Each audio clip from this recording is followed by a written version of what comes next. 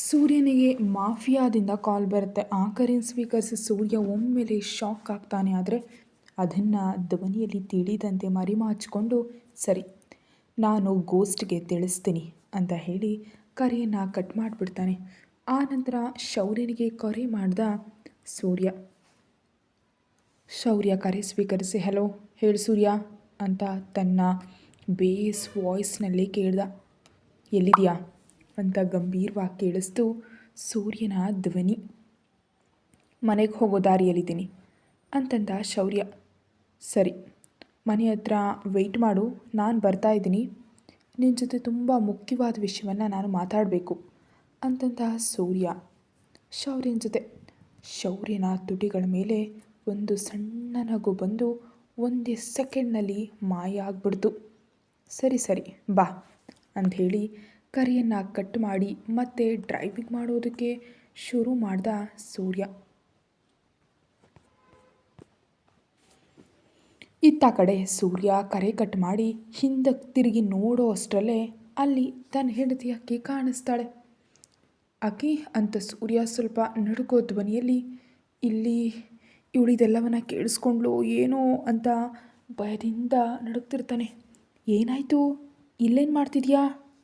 ಆದರೂ ನಿನಗಾಗಿ ಇಡೀ ಮನೆಯನ್ನು ಹುಡುಕ್ಬಿಟ್ಟೆ ಗೊತ್ತಾ ಅಂದ್ಲು ಅಕ್ಷರ ಸೂರ್ಯನ ಹೆಗಲ ಸುತ್ತಲೂ ಕೈಗಳನ್ನ ಹಾಕಿ. ಸೂರ್ಯ ಅಕ್ಷರಾಳ ಕೈ ಮೇಲೆ ಕೈ ಇಟ್ಟು ಸವರುತ್ತಾ, ಒಂದು ಫೋನ್ ಕಾಲ್ ಮಾಡಿದ್ರೆ ಸಾಕಾಗ್ತಿರ್ಲಿಲ್ವಾ ಬಂಗಾರ? ಅದಕ್ಕೆ ನೀನು ಇಡೀ ಮನೆ ಓಡಾಡಬೇಕಿತ್ತ ನನ್ನನ್ನು ಹುಡ್ಕೊಂಡು? ಒಳಗಿರೋ ನನ್ನ ಪುಟ್ಟ ರಾಜಕುಮಾರಿ, ನನ್ನ ಪ್ರಿನ್ಸಸ್ ಎಷ್ಟು ಕಷ್ಟಪಟ್ಟಿರಬಹುದು ಅಂತಂದ ಸೂರ್ಯ. ಅಬ್ಬೋ, ಮುಂಚೆ ಬಂದ ಕಿವಿಗಿಂತ ಆಮೇಲೆ ಬಂದ ಕೊಂಬೆ ಬಲ ಅಂತಾರಲ್ಲ, ಹಾಗೆ ಇಲ್ಲಿ ನನಗಾಗಿ ಯೋಚನೆ ಮಾಡ್ತಿಲ್ಲ ನೀನು, ಆದರೆ ನಿಮ್ಮ ರಾಜಕುಮಾರಿಗಾದರೆ ಅಷ್ಟೊಂದು ಯೋಚನೆ ಮಾಡ್ತಿರಲ್ಲ ಅಂದ್ಲು ಅಕ್ಷರ ಮುನಸನ್ನು ತೋರ್ತಾ ತನ್ನ ಗಂಡನ ಮೇಲೆ. ಅಬ್ಬಬ್ಬಾ, ಇದೆಲ್ಲ ಜಲಸಾ ಅಂತ ಸುತ್ತಲೂ ನೋಡ್ದ ಸೂರ್ಯ. ಅಲ್ಲಿ ಯಾರೂ ಇಲ್ಲದೆ ಇರೋದನ್ನು ಕಂಡು ಅಕ್ಷರನನ್ನು ಸ್ವಲ್ಪ ಪಕ್ಕಕ್ಕೆ ಜರುಗಿಸಿ ಕೈಗಳಲ್ಲಿ ಎತ್ಕೊಂಡ ಸೂರ್ಯ ಮಾಡಿದಂಥ ಕೆಲಸಕ್ಕೆ ಶಾಕ್ಕಾಗಿ ಆಘಾತದಿಂದ ತಕ್ಷಣವೇ ಚೇತರಿಸ್ಕೊಂಡು, ಸೂರ್ಯ ಏನು ಮಾಡ್ತಾ ಇದೆಯಾ, ಬಿಡು, ಯಾರಾದರೂ ನೋಡ್ತಾರೆ ಸೂರ್ಯ ಅಂದ್ಲು ಮೆಲ್ಲನೆ ಸೂರ್ಯನ ಎದೆಯಲ್ಲಿ ಮುಖವನ್ನು ಬಚ್ಚಿಟ್ಕೊಳ್ತಾ. ಯಾರಾದರೂ ನೋಡಿದ್ರೆ ನೋಡಲಿ ಬಿಡು ಬಂಗಾರ, ನನ್ನ ಹೆಂಡತಿ, ನನ್ನಿಷ್ಟ, ಅಷ್ಟೊಂದು ನೋಡಲಾಗದಿದ್ರೆ ಕಣ್ಣು ಮುಚ್ಕೊಳ್ತಾರೆ ಅಂತಂದ ಸೂರ್ಯ ಅಕ್ಷರಾಳ ಕಿವಿಯಲ್ಲಿ ಏನೋ ಪಿಸುಗುಡ್ತ. ಸೂರ್ಯನ ಕುತ್ತಿಗೆ ಸುತ್ತಲೂ ಕೈಗಳನ್ನ ಹಾಕಿ, ಲವ್ ಯು ಬಾವ ಅಂತಂದ್ಲು ಸೂರ್ಯನ ಕಡೆ ನೋಡುತ್ತಾ. ಲವ್ ಯು ಟೂ ನನ್ನ ಬಂಗಾರ ಅಂತಂದ ಸೂರ್ಯ ಕೂಡ ನಗ್ತ. ಹಾಗೇ ಮುಂದಕ್ಕೆ ನಡೀತಾ. ಹಾಗೇ ಅವಳನ್ನು ಕೋಣೆಯ ರೂಮ್ವರೆಗೂ ಎತ್ಕೊಂಡು ಹೋಗಿ ಹಾಸಿಗೆ ಮೇಲೆ ಮಲಗಿಸಿ ಹೊದಿಕೆಯನ್ನು ಅವಳ ಮೇಲೆ ಹೊದಿಸಿ ಹಣೆಗೊಂದು ಬೆಚ್ಚಗಿನ ಮುತ್ತಿಟ್ಟು, ಒಂದು ಸಣ್ಣ ಕೆಲಸ ಇದೆ ಬಂಗಾರ, 1 ಗಂಟೇಲಿ ಬಂದ್ಬಿಡ್ತೀನಿ, ಜಾಗೃತಿಯಾಗಿರೋ ಅಂಥೇಳಿ ಅಲ್ಲಿಂದ ವೇಗವಾಗಿ ಶೌರ್ಯನ ಹತ್ರ ಹೊರಟ. ಅಷ್ಟರಲ್ಲೇ ಸಾಯಂಕಾಲ 4 ಗಂಟೆ ದಾಟಿಬಿಟ್ಟಿತ್ತು. ಸೂರ್ಯ ಹೋಗುವಷ್ಟರಲ್ಲೇ ಶೌರ್ಯ ಹಾಲ್ನಲ್ಲಿ ಕೂತು ಬಿಸ್ನೆಸ್ ಮ್ಯಾಗಝೀನನ್ನು ಓದ್ತಾ ಇದ್ದ ಒಬ್ಬನೇ. ಶೌರ್ಯ ಅಂತ ಕರೆದ ಸೂರ್ಯ ಅವನ ಮನೆಗೆ ಬಂದು ತಲೆಯನ್ನು ಮಾತ್ರ ಮೇಲಕ್ಕೆತ್ತಿ, ಏನು ಇಷ್ಟು ದಿನ ಬಿಸ್ನೆಸ್ನಲ್ಲಿ ನಮಗೆ ಅಡ್ಡ ಬರ್ತಿದ್ದಂಥ ಆ ಯಶವಂತ್ ಗಿರಾಕಿ ಈಗ ಕತ್ತಲೆಯ ಸಾಮ್ರಾಜ್ಯದಲ್ಲೂ ಅಡ್ಡ ಬರ್ತಿದ್ದಾನಾ, ನನ್ನ ಡಾರ್ಕ್ ಕಿಂಗ್ಡಮ್ನಲ್ಲೂ ಕೂಡ ಅಂತ ಕೇಳ್ದ ತನ್ನ ತಣ್ಣನೆಯ ನೋಟದಿಂದ. ಆದರೆ ಈ ವಿಷಯ ನಿನಗೆ ಹೇಗೆ ಗೊತ್ತು ಶೌರ್ಯ ಅಂತ ಅನುಮಾನದಿಂದ ಕೇಳ್ದ ಸೂರ್ಯ. ನಾನು ಇಡಿಯಟ್ ಅನ್ಕೊಬಿಟ್ಟಿದೀಯಾ? ಅಷ್ಟಕ್ಕೂ ಈ ವಿಷಯ ಕೂಡ ನನಗೆ ತಿಳಿದಿದ್ರೆ ನಾನು ಗೋಸ್ಟ್ ಯಾಕಾಗ್ತಿದ್ದೆ ಸೂರ್ಯ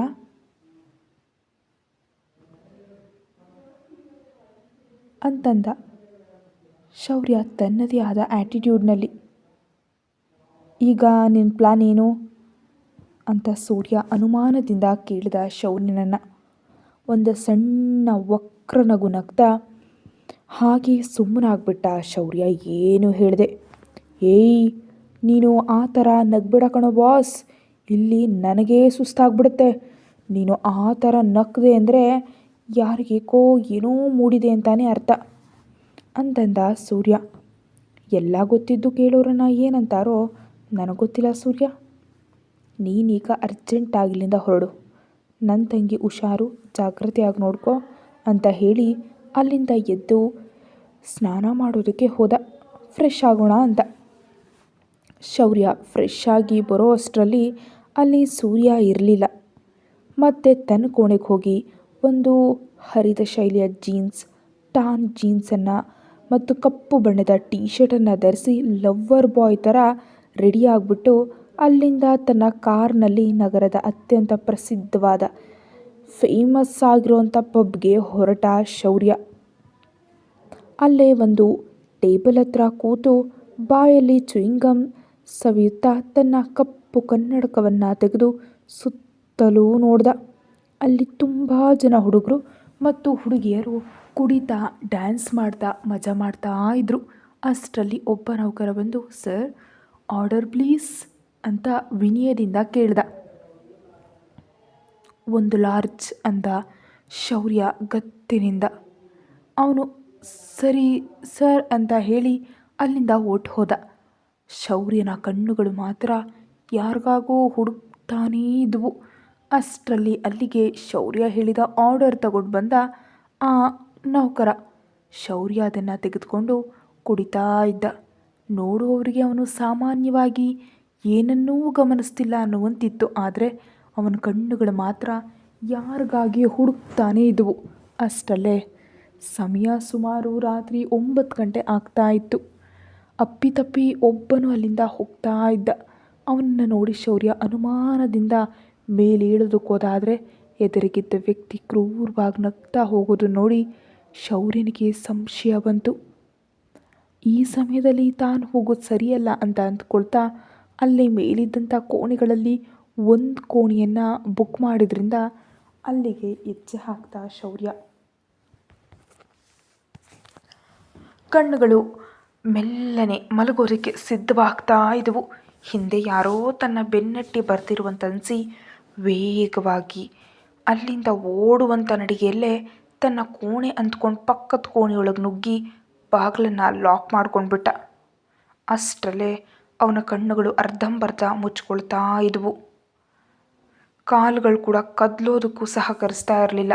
ಇಡೀ ಕೋಣೆಯನ್ನು ಸೂಕ್ಷ್ಮವಾಗಿ ಗಮನಿಸ್ತಿದ್ದಂಥ ಶೌರ್ಯನಿಗೆ ಒಂದು ಮೂಲೆಯಲ್ಲಿ ಕೂತು ಅಳ್ತಿದ್ದಂಥ ತ್ರಿಷಾ ಕಾಣಿಸಿದ್ಲು. ಏಯ್, ಯಾರೇ ನೀನು? ಕೋಣೆಗಳನ್ನ ಬುಕ್ ಮಾಡಿದ್ರೆ ಹುಡುಗಿರನ್ನು ಕೂಡ ಅವರೇ ವ್ಯವಸ್ಥೆ ಮಾಡ್ತಾ ಇದ್ದಾರಾ ಅಂತಂದ ಮತ್ತಿನಲ್ಲಿ. ಅಷ್ಟರಲ್ಲಿ ಹೊರಗಿನಿಂದ, ಹೇಯ್, ಆ ಶೌರ್ಯ ಎಲ್ಲಿಗೋ ಹೋದ್ನೋ ಅನ್ನೋ ಮಾತುಗಳು ಕೇಳಿಸ್ತಿದ್ವು. ತ್ರಿಷಾ ಅಳ್ತಾ, ಪ್ಲೀಸ್ ಪ್ಲೀಸ್ ನನ್ನ ಬಿಟ್ಬಿಡಿ, ನಿಮಗೆ ಕೈ ಮುಗಿತೀನಿ ಅಂತ ಬಿಕ್ಕಳಿಸ್ತಾ ಹೇಳ್ತಾ ಇದ್ಲು. ಹೇಯ್ ಚುಪ್, ಕಿರ್ಚಾಡಿದ್ರೆ ಮಾತ್ರ ಇಲ್ಲೇ ಶೂಟ್ ಮಾಡಿಬಿಡ್ತೀನಿ ನಿನ್ನ ಅಂತಂದ. ಮಾತುಗಳು ತೊಳೆದಿದ್ದರೂ ಕಷ್ಟಪಟ್ಟು ಮಾತಾಡ್ತಾ. ತ್ರಿಷಾ ತನ್ನ ಬಾಯಿಗೆ ಕೈಯನ್ನು ಅಡ್ಡ ಇಟ್ಕೊಂಡು ಅಳ್ತಾ ಆ ಮೂಲೆಯಲ್ಲೇ ಉಳ್ಕೊಂಡ್ಳು. ಶೌರ್ಯ ಮಾತ್ರ ಬಾಗಿಲಿಗೆ ಅಡ್ಡಲಾಗಿ ಹಾಗೇ ಪ್ರಜ್ಞೆ ತಪ್ಪಿ ಬಿದ್ದು ಹೋದ. ತ್ರಿಷಾ ಮಾತ್ರ ಅಳ್ತಾ ಅಲ್ಲೇ ಭಯದಿಂದ ಕೂತ್ಕೊಂಡ್ಳು.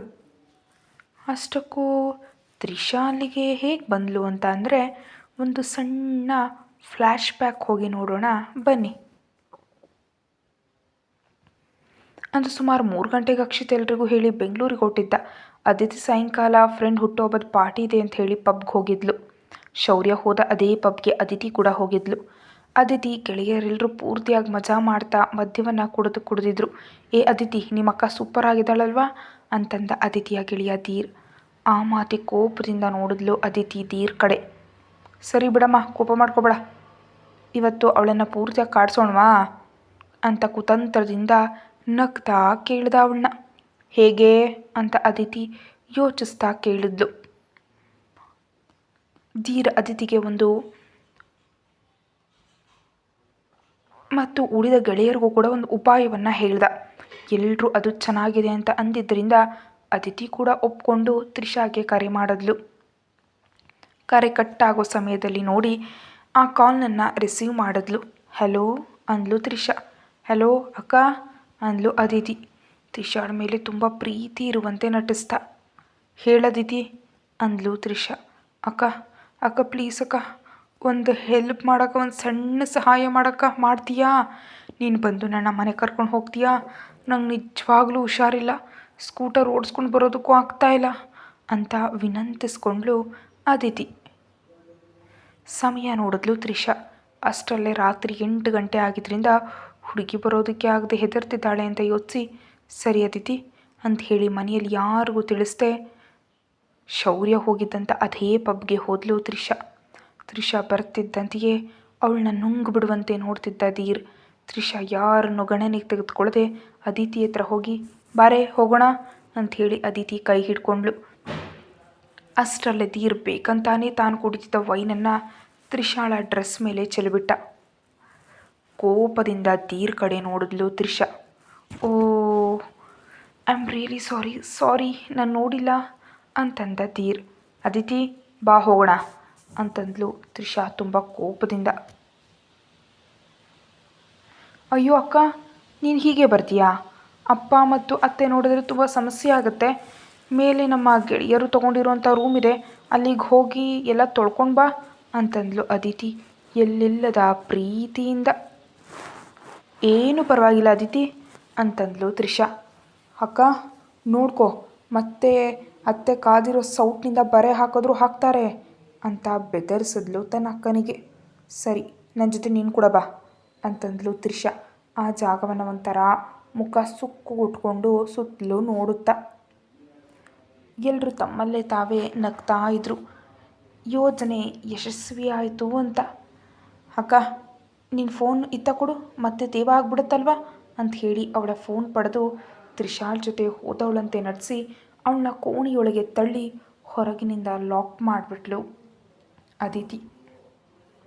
ತ್ರಿಷಾ ಎಷ್ಟೇ ಬಾಗಿಲು ಬಡಿದ್ರೂ ಅದಿತಿ ಮಾತ್ರ ಬಾಗಿಲನ್ನು ತೆಗಿಲೇ ಇಲ್ಲ. ಅದಿತಿ ನಗ್ತಾ ಉಳಿದ ಗೆಳೆಯರ ಬಳಿಗೆ ಹೋದ್ಲು. ನೀವೆಲ್ಲರೂ ಹೊರಡಿ, ಆಮೇಲೆ ಅವಳ ವಿಷಯವನ್ನು ನಾನು ಮತ್ತು ಅದಿತಿ ನೋಡ್ಕೊಳ್ತೀವಿ ಅಂತಂದ ಧೀರ್ ಕುತಂತ್ರದಿಂದ ನಗ್ತಾ. ಸರಿ ಅಂತ ಎಲ್ಲರೂ ಹೊರಟು ಹೋದರು. ಈ ನಡುವೆ ಶೌರ್ಯ ತನ್ನ ಕೋಣೆ ಅಂದ್ಕೊಂಡು ತ್ರಿಷಾ ಇದ್ದ ಕೋಣೆಗೆ ಹೋಗಿದ್ದ. ಈಗಿನ ಸಮಯಕ್ಕೆ ಅಂದರೆ ಪ್ರೆಸೆಂಟ್ಗೆ ಏನು ಮಾಡಬೇಕು ತಿಳಿದೆ ಹಾಗೆ ಅಳ್ತಾ ಅಲ್ಲೇ ಉಳ್ಕೊಂಡ್ಲು ತ್ರಿಷಾ. ಶೌರ್ಯನಿಗೆ ಮಾತ್ರ ಪ್ರಜ್ಞೆನೇ ಇರಲಿಲ್ಲ. ಅಷ್ಟರಲ್ಲೇ ಕೋಣೆಯ ಬಳಿ ಬಂದ ಅದಿತಿ ಮತ್ತು ಧೀರ್ಗೆ ಒಳಗಿನಿಂದ ಬಾಗಿಲು ಲಾಕ್ ಆಗಿರೋದು ಕಂಡುಬಂತು. ಅವ್ರಿಗೆ ಏನೂ ಅರ್ಥ ಆಗಲಿಲ್ಲ. ಎಷ್ಟೇ ಬಾಗಿಲು ಬಡಿದ್ರೂ ಯಾರೂ ತೆಗಿತಾ ಇಲ್ಲ. ಏನಾಯ್ತೋ ಅಂದ್ಲು ಅದಿತಿ ಸ್ವಲ್ಪ ಭಯದಿಂದ. ಏನೋ ನನಗೇನು ಗೊತ್ತು ಅಂತಂದ ಧೀರ್ ಕೂಡ ಸ್ವಲ್ಪ ಹೆದರಿಕೆಯಿಂದಲೇ. ಅಷ್ಟರಲ್ಲೇ ಆ ಕಡೆಯಿಂದ ಯಶವಂತನ ಆಳುಗಳು ಬರೋದು ನೋಡಿ ಅದಿತಿಯ ಕೈ ಹಿಡಿದು ಹೊರಗೆ ಕರ್ಕೊಂಡು ಬಂದ ಧೀರ್. ಏನಾಯ್ತೋ, ಯಾಕೆ ಕರ್ಕೊಂಡು ಬಂದೆ ಅಂತ ಅದಿತಿ ಅನುಮಾನದಿಂದ ಕೇಳಿದ್ಲು. ನಾವು ಆ ಕಡೆ ಹೋಗಬಾರ್ದು, ಆ ಕಡೆ ಇರೋರು ಒಳ್ಳೆಯವರಲ್ಲ, ನಾವಿಲ್ಲೇ ಇರೋಣ ಅಂತ ಹೇಳಿ ಅಲ್ಲೇ ಒಂದು ಮೂಲೆಯಲ್ಲಿ ಇಬ್ಬರು ಅಡುಕೊಂಡು ಕೂತುಬಿಟ್ರು. ಮರುದಿನ ನೆಕ್ಸ್ಟ್ ಮಾರ್ನಿಂಗ್ ಸೋಮಾರಿತನದಿಂದ ಕಣ್ತೆರೆದ ಶೌರ್ಯನಿಗೆ ಎದುರುಗಡೆ ಮಂಡಿಯೊಳಗೆ ಮುಖ ಬಚ್ಚಿಟ್ಕೊಂಡು ಅಳುತ್ತಿದ್ದಂತಹ ತ್ರಿಷಾ ಕಾಣಿಸಿದ್ಲು ಅವನ ಕಣ್ಣಿಗೆ. ಯಾರು ನೀನು ಅಂತ ಶೌರ್ಯ ಕೋಪದಿಂದ ಕೇಳಿದ ಅವಳನ್ನು. ಯಾವುದೇ ಉತ್ತರ ನೀಡಲಿಲ್ಲ ತ್ರಿಷಾ. ಅಷ್ಟರಲ್ಲೇ ಹೊರಗಿನಿಂದ ಬಾಗಿಲನ್ನು ಪದೇ ಪದೇ ಜೋರಾಗಿ ಬಡಿತಾ ಇರೋದರಿಂದ ಯಾರೆಂಥ ಸಣ್ಣ ರಂಧ್ರದಿಂದ ನೋಡಿ ಶೌರ್ಯನಿಗೆ ಹೊರಗೆ ಮಾಧ್ಯಮದವರು ಮತ್ತು ಪೊಲೀಸರು ಇರೋದನ್ನು ಕಂಡು ಒಮ್ಮೆಲೆ ಆಘಾತ ಆಯಿತು.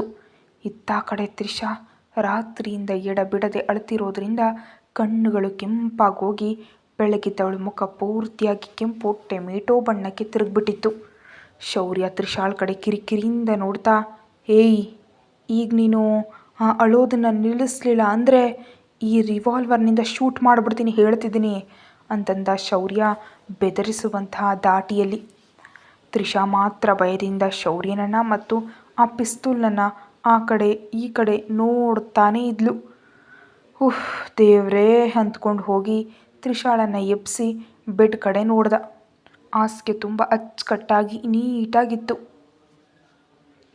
ಅದನ್ನು ಪೂರ್ತಿಯಾಗಿ ಅಸ್ತವ್ಯಸ್ತಗೊಳಿಸಿ ತ್ರಿಶಾಳ ಡ್ರೆಸ್ಸನ್ನು ಕೂಡ ಸ್ವಲ್ಪ ನುಜ್ಜುಗುಜ್ಜು ಮಾಡಿ, ನಾನೀಗ ಹೊರಗೆ ಹೇಗೆ ಹೇಳ್ತೀನೋ ಹಾಗೆ, ನಾನು ಏನು ಹೇಳಿದ್ರೂ ಅದಕ್ಕೆ ಹ್ಞೂ ಅನ್ಬೇಕು, ಇಲ್ದಿದ್ರೆ ನಿನ್ನನ್ನು ಶೂಟ್ ಮಾಡಿ ಕೊಂದು ಬಿಡ್ತೀನಿ ಹೇಳ್ತಿದ್ದೀನಿ ಅಂತ ಪಿಸ್ತೂಲ್ ತೋರಿಸಿ ಬ್ಲ್ಯಾಕ್ಮೇಲ್ ಮಾಡಿ ಅವಳ ಕಣ್ಣೀರನ್ನು ತನ್ನ ಕೈಯಿಂದ ಒರೆಸಿ, ಸರಿನಾ ಅಂತ ಕೇಳ್ದ. ಶೌರ್ಯ ತುಂಬ ಕೂಲಾಗಿ ಹೇಳ್ದ. ಭಯದಿಂದ ಬಿಕ್ತಾ ಇದ್ಲು ತ್ರಿಷಾ. ಏಯ್, ನಿನಗೇನೆ ನಾನು ಹೇಳ್ತಾ ಇರೋದು, ಮೊದಲು ಆ ಅಳೋದನ್ನು ನಿಲ್ಲಿಸು, ನನಗೆ ತುಂಬ ಕಿರಿಕಿರಿ ಆಗ್ತಿದೆ, ಹೋಗಿ ಹಾಸಿಗೆ ಮೇಲೆ ಮಲಗು ಅಂತಂದ ಶೌರ್ಯ.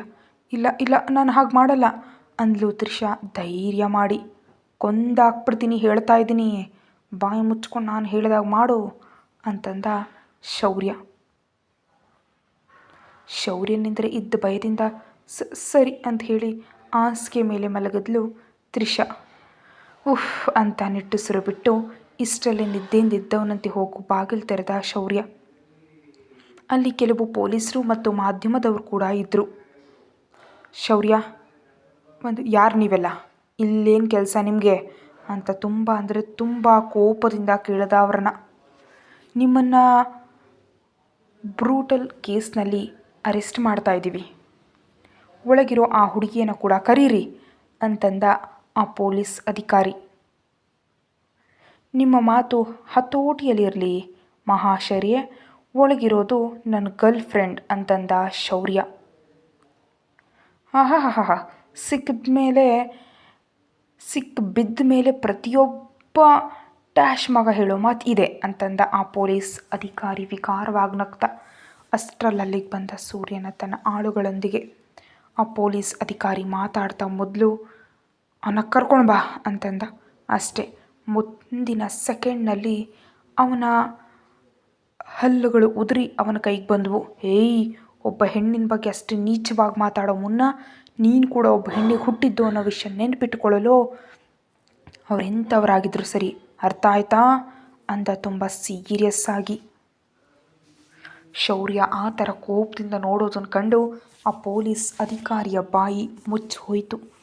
ಮಾಧ್ಯಮದವರು ಮಾತ್ರ ಆ ಹುಡುಗಿಯನ್ನು ಹೊರಗೆ ಕರ್ಕೊಂಡು ಬನ್ನಿ ಅಂತ ಒತ್ತಾಯ ಮಾಡಿದ್ರಿಂದ ಅವ್ರ ಕಡೆ ಕೋಪದಿಂದ ನೋಡ್ತಾ ಒಳಗೆ ಹೋಗಿ ತ್ರಿಷಾಳನ್ನು ಹೊರಗೆ ಕರ್ಕೊಂಡು ಬಂದ. ಮಾಧ್ಯಮದವರು ತ್ರಿಷಾಳನ್ನು ನೋಡ್ತಾ, ಈ ಹುಡುಗಿ ನೋಡೋದಕ್ಕೆ ಮಿಡಲ್ ಕ್ಲಾಸ್ ಹುಡುಗಿ ಅಂತ ಇದ್ದಾಳೆ, ನಿಜವಾಗಿಯೂ ನೀವು ಪ್ರೀತಿಯಲ್ಲಿದ್ದೀರಾ, ನಿಜವಾಗ್ಲೂ ನೀವು ರಿಲೇಷನ್ಶಿಪ್ನಲ್ಲಿದ್ದೀರಾ ಅಂತ ಕೇಳಿದ ಅಲ್ಲಿದ್ದಂಥ ಒಬ್ಬ. ಶಟ್ ಅಪ್ ಯು ಬ್ಲಡಿ ಅಂತ ಕೋಪದಿಂದ ಕಿರಿಸ್ದ ಶೌರ್ಯ. ಇವಳು ನನ್ನ ಗೆಳತಿ ಅಂತ ಹೇಳಿ ತ್ರಿಷಾಳ ಹೆಗಲ್ ಸುತ್ತಲೂ ಕೈ ಹಾಕ್ದ. ಅಷ್ಟರಲ್ಲೇ ಅವರಲ್ಲಿ ಒಬ್ಬನಿಗೆ ಫೋನ್ ಕರೆ ಬಂದಿದ್ದರಿಂದ ಎಲ್ಲರೂ ಅಲ್ಲಿಂದ ಒಬ್ಬೊಬ್ಬರಾಗಿ ಹೊರಟೋದ್ರು. ಸೂರ್ಯ ಶೌರ್ಯನ ಬಳಿ ಬಂದು, ಶೌರ್ಯ ಏನು ನಡೀತಿದೆ ಇಲ್ಲಿ ಅಂತ ಶಾಕಿಂಗ್ ಆಗಿ ಕೇಳ್ದ. ಶೌರ್ಯ ಮಾತ್ರ ತ್ರಿಷಾಳನ ಪಕ್ಕಕ್ಕೆ ತಳ್ಳಿ, ನಿನಗೆಲ್ಲವನ್ನು ಆಮೇಲೆ ಹೇಳ್ತೀನಿ ಅಂತ ಹೇಳಿ ಕನಿಷ್ಠ ತ್ರಿಷಾಳ್ ಕಡೆ ನೋಡದೆಯೇ ಅಲ್ಲಿಂದ ಹೊರಟು ಹೋದ. ಸೂರ್ಯ ತ್ರಿಷಾಳ್ ಕಡೆ ನೋಡ್ದ. ಅವನಿಗೆ ಯಾಕೋ ತ್ರಿಷಾಳ್ ಮೇಲೆ ತುಂಬ ಕರುಣೆ ಉಂಟಾಯಿತು. ಅಷ್ಟಕ್ಕೂ ಈ ಹುಡುಗಿ ಯಾರು, ಶೌರ್ಯನ ಹತ್ರ ಹೇಗೆ ಬಂದ್ಲು, ಹೋಗಲಿ ಅವನು ಕೇವಲ ಒಂದು ರಾತ್ರಿಯ ಆಟದ ಹುಡುಗಿನಾ ಅಂತಂದರೆ ಆ ಹುಡುಗಿ ನಡವಳಿಕೆ ನೋಡಿದ್ರೆ ಹಾಗೆ ಅನ್ನಿಸ್ತಿಲ್ಲ ಅಂತ ಅಂದ್ಕೊಂಡು, ನಿಮ್ಮ ಮನೆ ಎಲ್ಲಿದೆಯಮ್ಮ, ನಾನು ಕಳಿಸ್ಕೊಡ್ತೀನಿ ಅಂತಂದ ಸೂರ್ಯ ಮೃದುವಾಗಿ ಆಕೆಯೊಂದಿಗೆ. ಭಯದಿಂದ ಬೇಡ ಸರ್, ನಾನು ಹೊರಡ್ತೀನಿ ಅಂತ ಹೇಳಿ ಬೇಗನೆ ಅಲ್ಲಿಂದ ಹೊರಗೆ ಬಂದು ಆಟೋವನ್ನು ಹತ್ತಿ ಹೊರಟು ಹೋದ್ಲು ತ್ರಿಷಾ. ಪಾಪ ಆ ಹುಡುಗಿ ಅಂತ ಅಂದ್ಕೊಳ್ತಾ ಮತ್ತೆ ತಕ್ಷಣವೇ ಶೌರ್ಯನ ನೆನಪಾಗಿದ್ದರಿಂದ ಅಲ್ಲಿಂದ ವೇಗವಾಗಿ ಹೊರಟು ಹೋದ. ಸೂರ್ಯ ಹೋಗುವಷ್ಟರಲ್ಲೇ ಶೌರ್ಯ ಕಾರ್ನಲ್ಲಿ ಕೂತಿದ್ದ. ಕ್ಷಮಿಸು ಅಂತ ಹೇಳಿ ಕಾರ್ನಲ್ಲಿ ಕೂತ್ಕೊಂಡ ಸೂರ್ಯ ಹತ್ತತ್ಲೆ ಕಾರು ರೊಯ್ ಅಂತ ವೇಗವಾಗಿ ನುಗ್ಗಿ ಹೊರಟು ಹೋಯಿತು. ಅಲ್ಲಿಯವರೆಗೂ ನಡೆದದ್ದನ್ನೆಲ್ಲ ವಿಡಿಯೋ ರೆಕಾರ್ಡ್ ಮಾಡಿ ಅತಿಥಿಗೆ ಕಳಿಸ್ಕೊಟ್ಟಿದ್ದ ಧೀರ್. ತ್ರಿಷಾ ಆಟೋ ಇಳಿದು ಅವನಿಗೆ ಹಣ ಕೊಟ್ಟು ಒಳಗಡೆ ಹೋಗುವಷ್ಟರಲ್ಲಿ ಕೋಪದಿಂದ ತನ್ನನ್ನೇ ನೋಡ್ತಾ ನಿಂತಿದ್ಲು ಶಕುಂತಲಾ. ಅವಳ ಪಕ್ಕದಲ್ಲಿ ನಿಂತು ಕುತಂತ್ರದ ನಗು ನಗ್ತಾ ಕಣ್ಣು ಹೊಡಿತಿದ್ಲು ಅದಿತಿ. ಕತೆ ಮುಂದುವರಿಯುತ್ತೆ. ಹೆಚ್ಚಿರೋದಕ್ಕಾಗಿ ಚಾನಲ್ಗೆ ಮೆಂಬರ್ಶಿಪ್ ತೊಗೊಂಡು ನೋಡಿ. Thank you.